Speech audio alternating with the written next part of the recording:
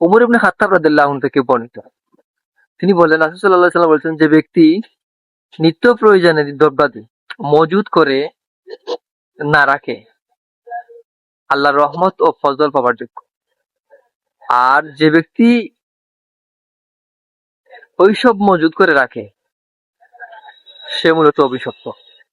অর্থাৎ রাসূল সাল্লাল্লাহু আলাইহি ওয়াসাল্লাম বলেছেন, নিত্য প্রয়োজনীয় দ্রব্যাদি, মানুষের প্রয়োজনের যে সকল জিনিস, খাদ্য সামগ্রী মজুদ করার ফলে রাষ্ট্রে সংকট দেখা দেয়, সেই সংকট তৈরি করার কারণে ওই মজুদকৃত ব্যবসায়ী মূলত অপরাধী হিসেবে গণ্য হবে, সে মূলত অভিশপ্ত।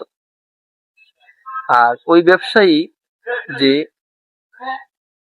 তার ব্যবসাকে হালাল উপার্জনের মাধ্যম হিসেবে নিয়ে নিত্য প্রয়োজনীয় দ্রব্যাদি সে অতি মুনাফার লোভে মজুদ না করে, আল্লাহ তাআলা বলছেন ওই ব্যক্তির ফজল প্রাপ্ত হবে, অর্থাৎ আল্লাহর অনুগ্রহ প্রাপ্ত হবে ওই ব্যক্তি। এখানে রাসূল সাল্লাল্লাহু আলাইহি ওয়াসাল্লাম বলেছেন, আল্লাহ তাআলা প্রত্যেককেই, আমাদের যারা আছি আমরা ব্যবসায়ী, আমাদের প্রত্যেকের যেন আল্লাহ তাআলা মহান আল্লাহর ফজল বা রহমত পাওয়ার যোগ্য হিসাবে গড়ে উঠতে পারি। আল্লাহ তাআলা আমাদের প্রত্যেককে তৌফিক দান করুন। আমিন।